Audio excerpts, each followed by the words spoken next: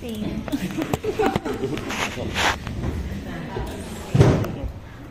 Okay. Sabi ko nga, as per instruction of Dean Mendoza, you just finished 20% of your performance for the semester.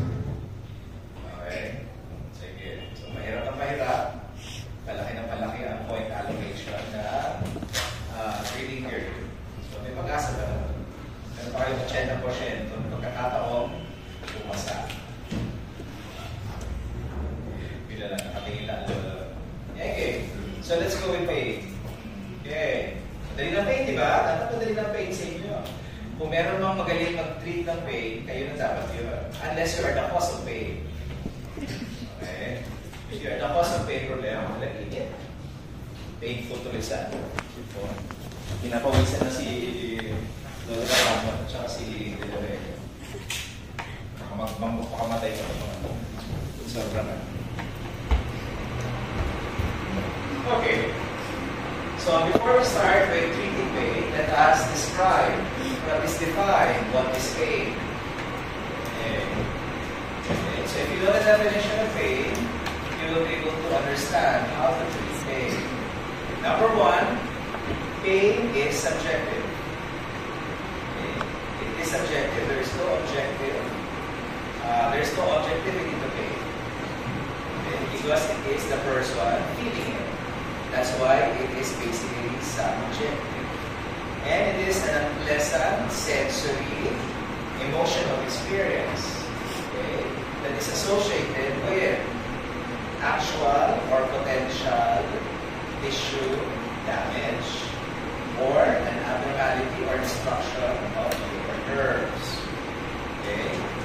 Now, pain may be a signal to your body telling you that there is something wrong with your body. Okay? But it is still considered subjective. But it is, of course, a flag, or what is known as a red flag, in the world of medicine. Pag may pain, you have to find out the reason for the pain. Okay? Of course, not all the time there is a reason for the pain. There are pains that are just produced by other persons, but technically there is no pain.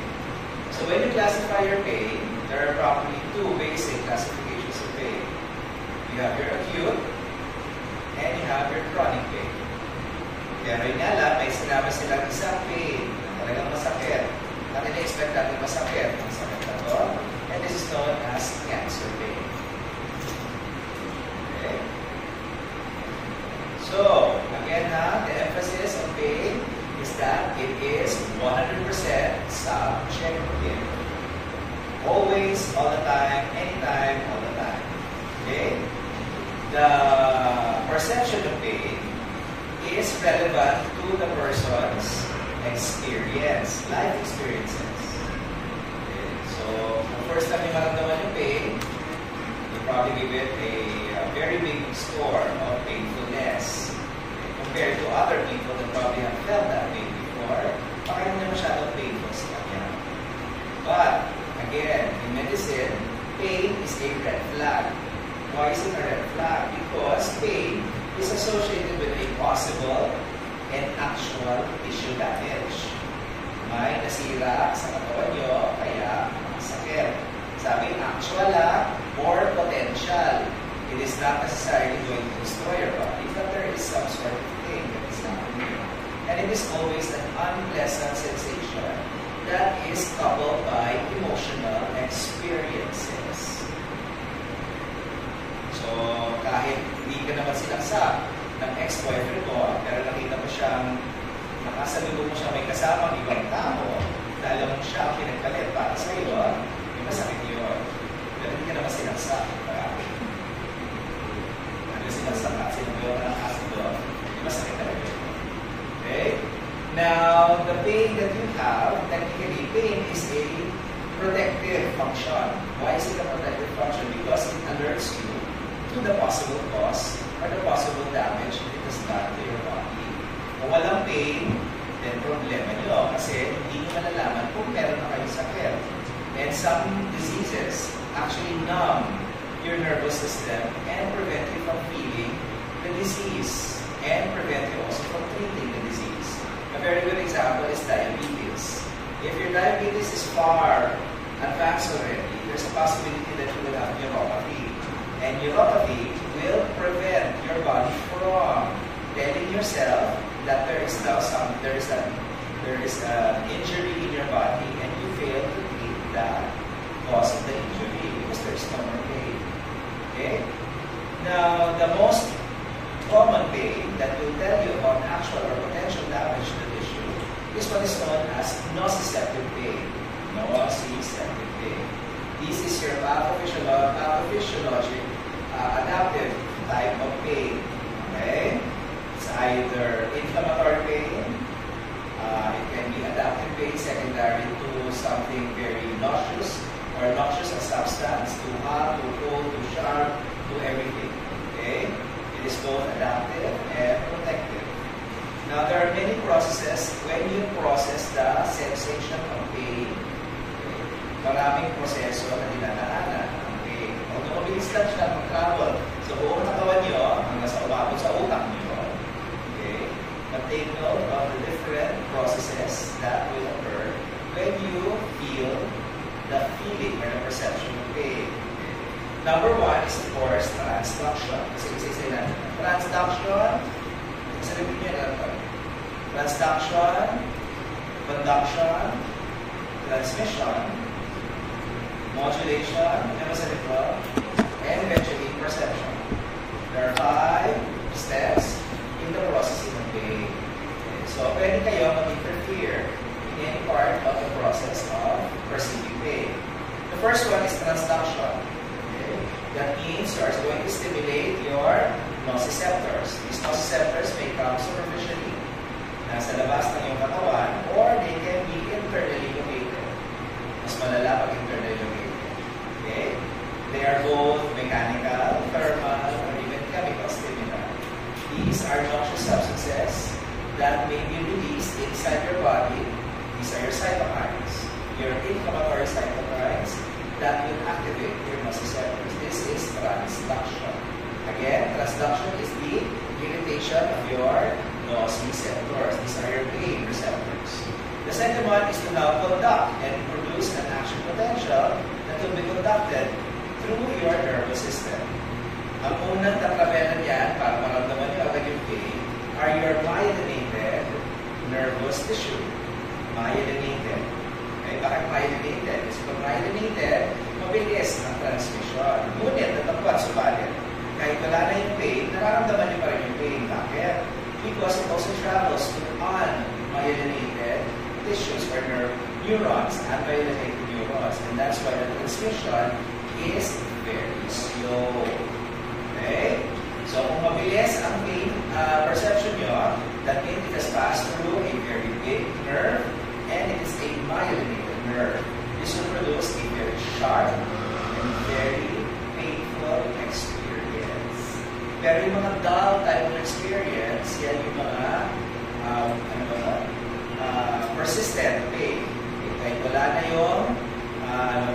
na yung injury, the pain is still present. And normally, for unmyelinated fibers, they produce again a poorly localized pain. Hindi ka lang saan ang pain. Okay? So again, depending on which neuron it will travel to, whether myelinated or unmyelinated, you will get the experience of either sharp pain or a dull pain. And a prolonged pain. The third one is transmission. So when you transmit it and synapse with the sensory portion of your spinal cord. Posterior ha, kasi dumadaan yan sa dorsal root ng inyong spinal cord. Hindi yan dumadaan sa harap. Ang harap, again, if you still remember anatomy, the front part of the spinal cord is for motor, the back part of the spinal cord is for sensation, sensory. So, dadaan siya lahat sa likod. All sensations enter at the back of the spinal cord. This is your dorsal root. Okay? Pag dumating sa dorsal root, then of course, it will activate your excitatory neurotransmitters. And what is the excitatory neurotransmitters of the central nervous system? You have glutamate. And eventually it goes up to the tract at the back. picture your spinothalamic tract. All pain perception will eventually enter the diencephalon because the diencephalon, which contains the thalamus, should be able to realize or at least integrate the perception that this sensation is pain. Okay, paakyat na siya sa thalamus. Okay? Alright? And in so doing, there are many neurotransmitters that probably modulate your experience of that pain, including that of your neurotransmitter glutamate. So meron kayong GABA, or you activate GABA, and probably not feel it as much. You can have your endorphins, you can have your serotonin, etc. Okay?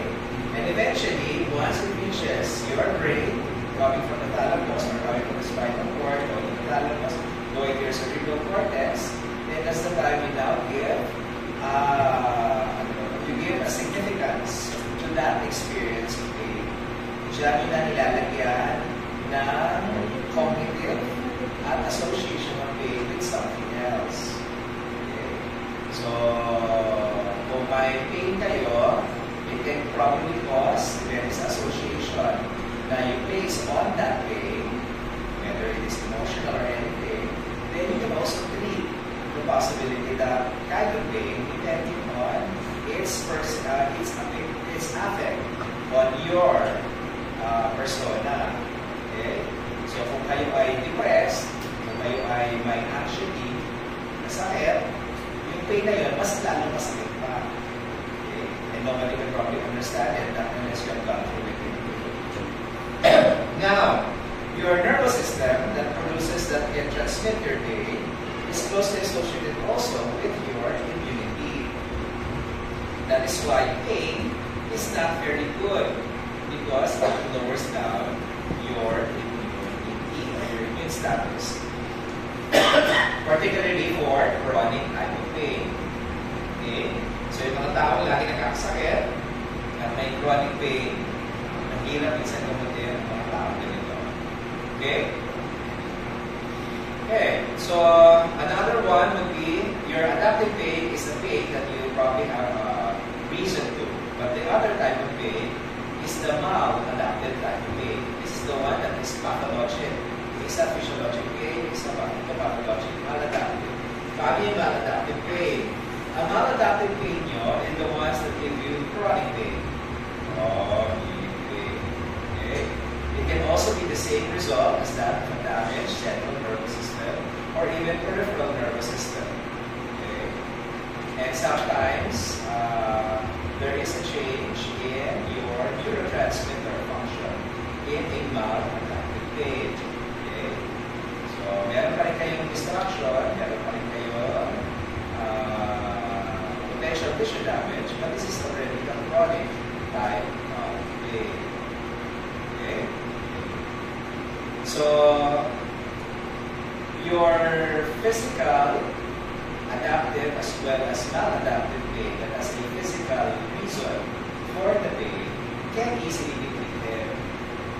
But your problem of pain is that there is a psychological reason for pain. Kung meron ng konting psychological, that means baka walang visual damage yan. Okay?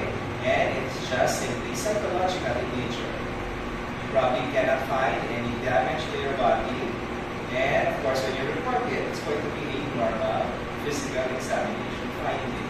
Wala kayo nakita ng mga maga, pero for some reason, your patient is feeling pain. Okay? This type of pain na more or less makukuha niyo sa history, more or less alam niyo, may problema tayo sa pag-iisip ng tao. Okay? Bilang pharmacist, do not give your second opinion on that pain. Wala, inisip ko lang yan. Ang sabihin nila, mas siguro kailangan nyo na hanapin ng pagpapagin sa doktor. Kasi hindi ko pumatag magagamot yung yung pain na sinasabi dito sa akin. Kailangan nyo pagpapagin sa doktor. Try to avoid expressing opinions sa ano kay doktor. Okay. On the type of pain, because these are pain that is psychological.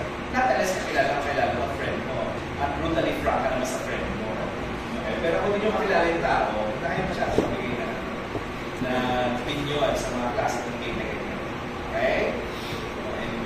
So, based on this type of pain, you have the physical one, which is the nociceptive type of pain.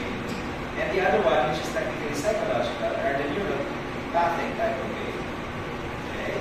So, nociceptive, that means you only have to prevent the transmission, conduction of action potential through the nerve or the nociceptive neurons in order for you to prevent and prevent the person from feeling or perceiving the pain. Madali lang yun, diba? So, you can give your analgesics anywhere from the basic analgesic ng paracetamol to the next analgesic, your common analgesic, which is NSAIDs. And kung gusto nyo tumaas, then of course you have your more powerful analgesic, which is your opioid analgesic. Pero kung neuropathic type of pain yan, that means there must be a problem neurologically that might not see any physical damage. Now, this might be a little alarming for a lot of people, lalo kung hindi nila makakakita ng physical cause. Okay. So, ang gagawin nyo lang dyan, how will you do it? How will you do maladaptive pain? Neuropathic pain, sorry. How will you do neuropathic pain? Okay. Kasi minsan, wala nang masakit, pero pag ginawakan niyo siya, bigla, masakit ang hawak niyo. Masakit ang buhok niya. Masakit ang buhok. Lalo na, diba? Ginawakan niyo yung buhok niya, masakit. Nag-outburst ang pasyente niyo. Okay? That means you cannot treat this with a classic analgesic. That means you have to treat what you think is causing it. And that's normally central. That's going to be your brain. Okay? So this is the time that you now get to tell your patients to seek consult for a doctor. Okay? Please consulta.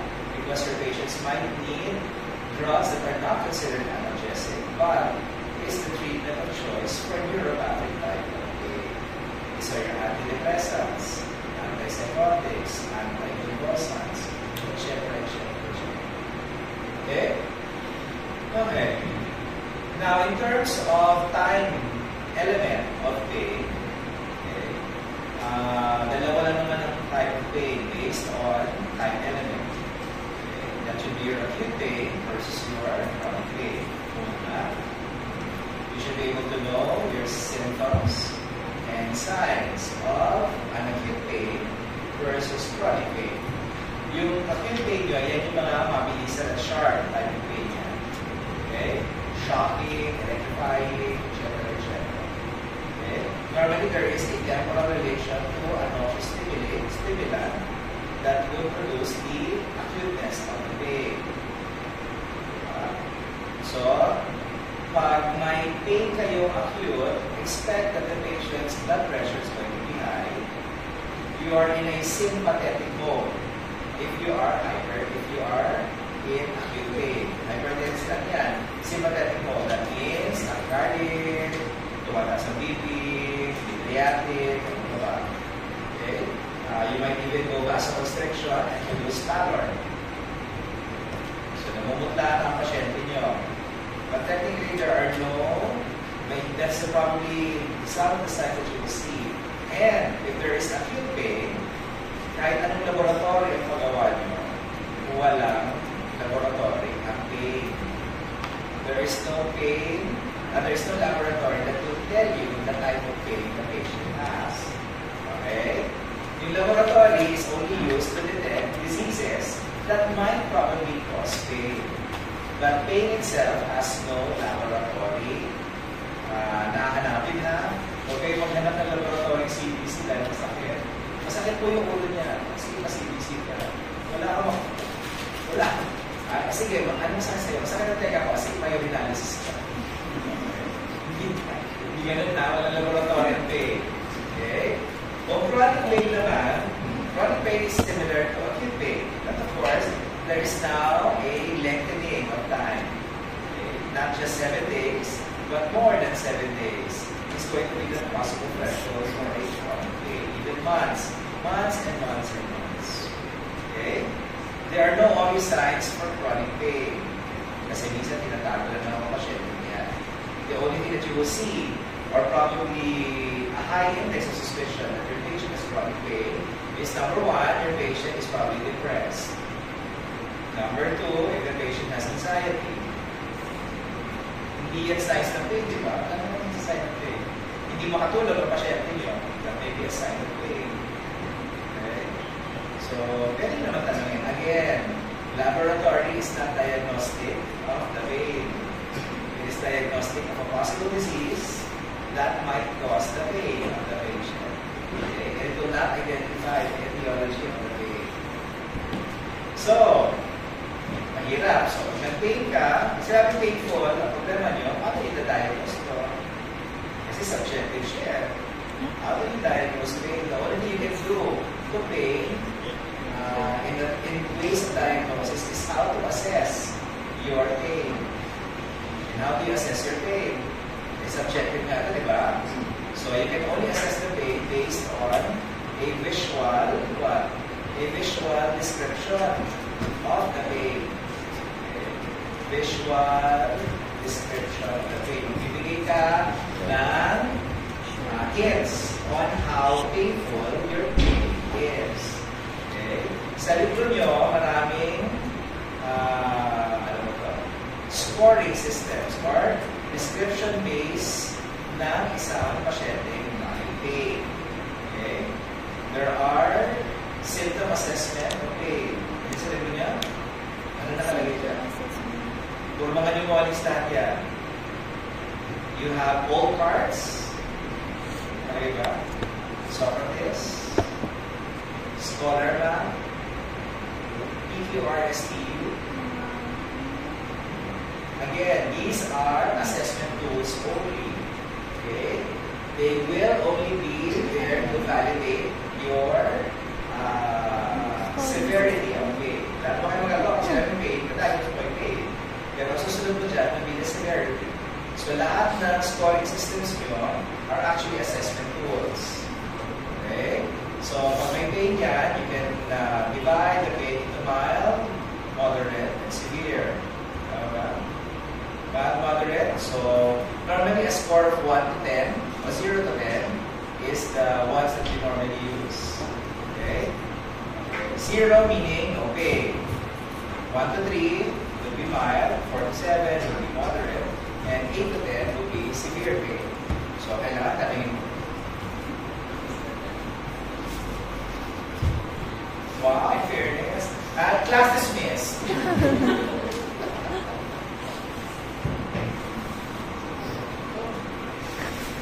Naganda. Tako naman. Baka masunog ako. Baka masunog ako yan niya. Exorcist na pala.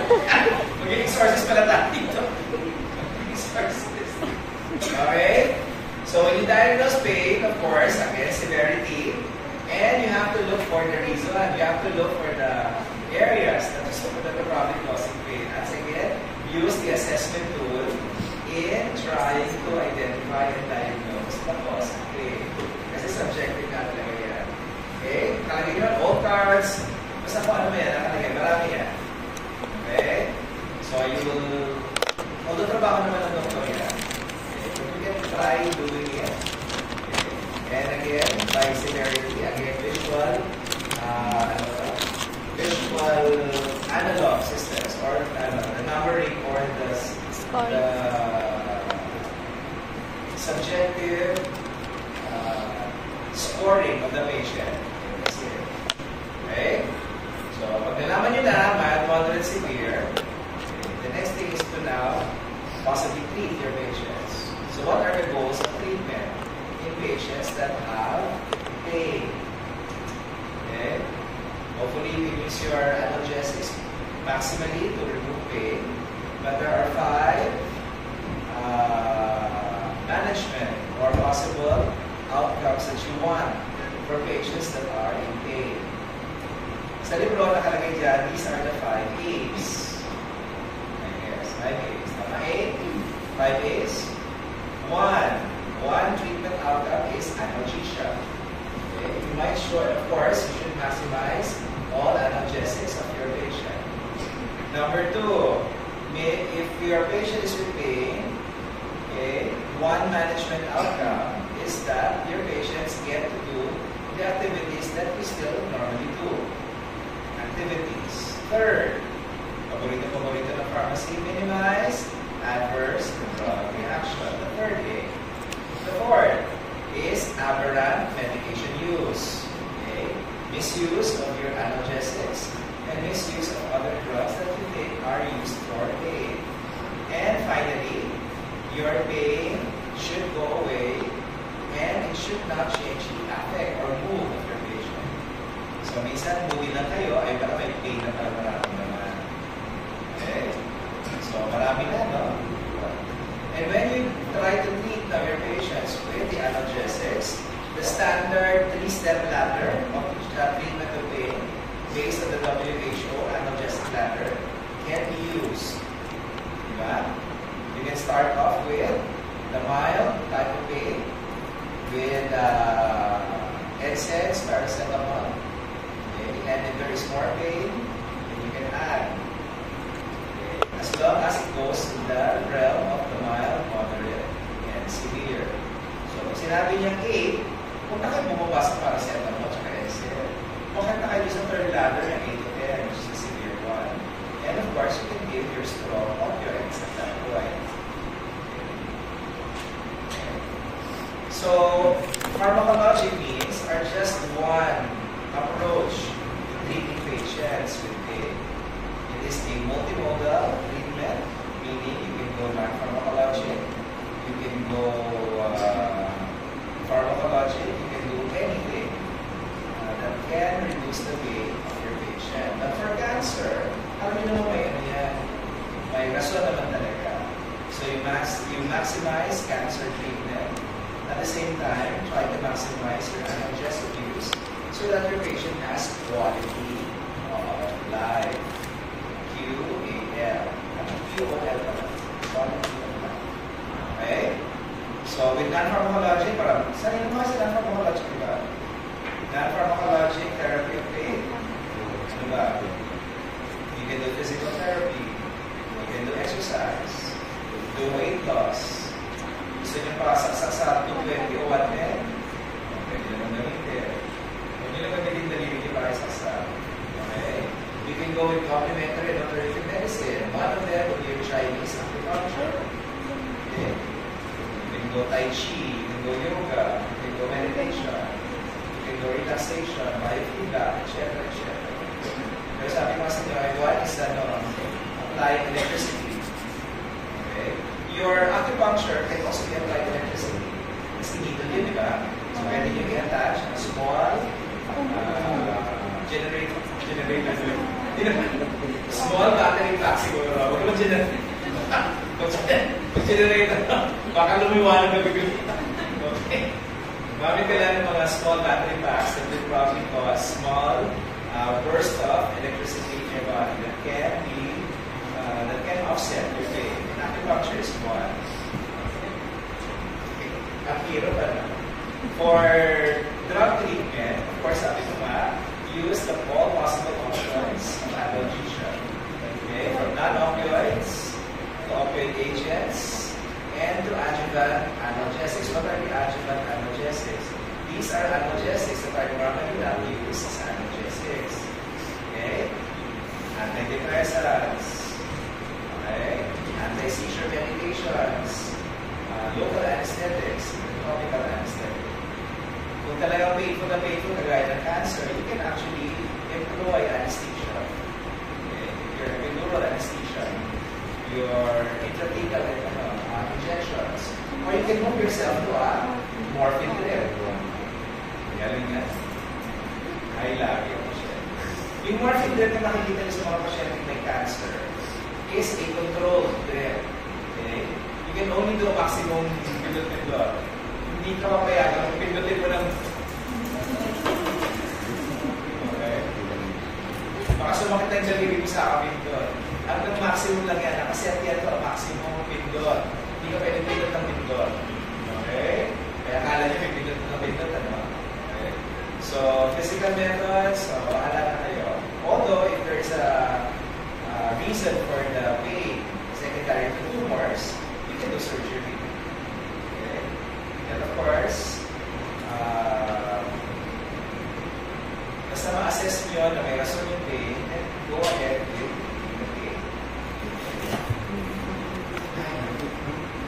ba? So, try to memorize. Para mabilis na tayo. Para mabilis tayo. Try to see all the possible pharmacologic treatment of your pain. Review your analgesics. Review your opioid analgesics. Review your non-opioid analgesics, your NSAIDs, your anticonvulsants, antidepressants, etc., etc. To treat patients with all types of pain. Diba? Andiyan naman natin sa ano yun. Andiyan naman natin sa mission yun. Hindi naman natin pwedeng gamitin siguro yung breathe.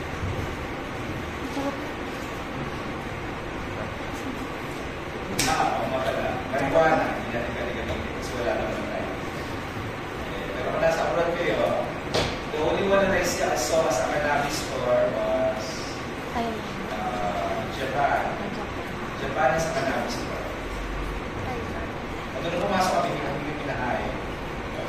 Talaga nakatago siya talaga. Kaya, kung may cannabis store, sige, why not? It's one of your options. But in the Philippines, it's not an option. Okay? Okay? Understood, ha? Pag clean farm to dapat sa'yo na talagang gumagana. Okay na tayo? Okay?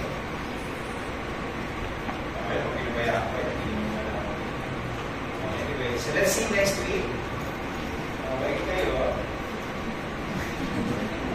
Walang Thursday, pero kung hindi kayo makain, may Thursday na.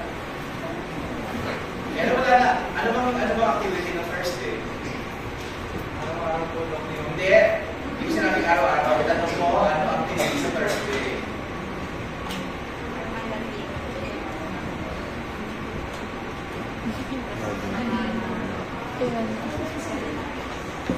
Ano activity sa Thursday? Oh, wala activity pala eh! Ano na? Ano activity sa Thursday? Parang nalagin. Ha? Oh, wala namang sabi sa presidente. Damihan mo. Mr. and Miss University. Ano? Mr. and Miss University. Oh, gabi naman yun, di ba? Parang nalagin. Siya ng 5. Ha? Contestant ka ba? Sino contestant ka, Mr. and Miss University na pharmacy? Sorry? Narciso.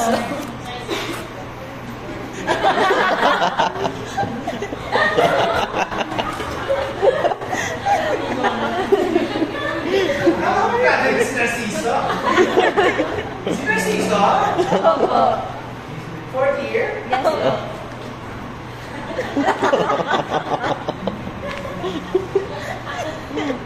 Sino? Pasensya na mag-judgment. Uy! Sino ang partner ni Narciso? Si? Ano pangalan niyo? Second year? Oo, second year. Dalingan. Kisi po. Dalingay? Second year?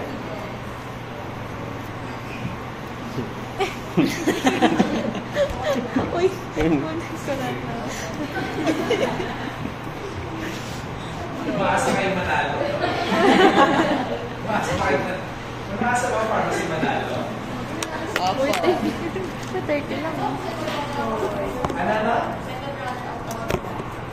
Second runner-up kayo last year. Yes. So ngayon umaasa kayo first runner-up.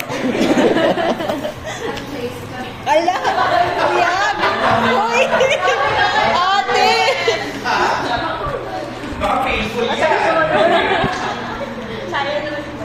Ha? Sigurado? The pinaka-addict na naman.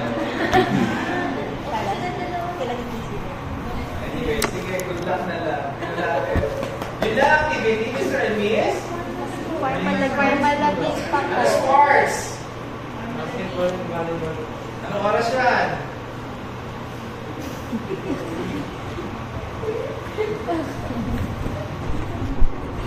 Bilisan niyo, bago tayo mapagpipita ng tama na kasi Nagtupi ka na kasi. Nililipit na ng tama, nakatulog na siya. Nagtupi ka na kasi. Asa 7 a.m. to 9 a.m.? PM. PM mo. Ilan rounds ba yan? Oh, ilang rounds yun?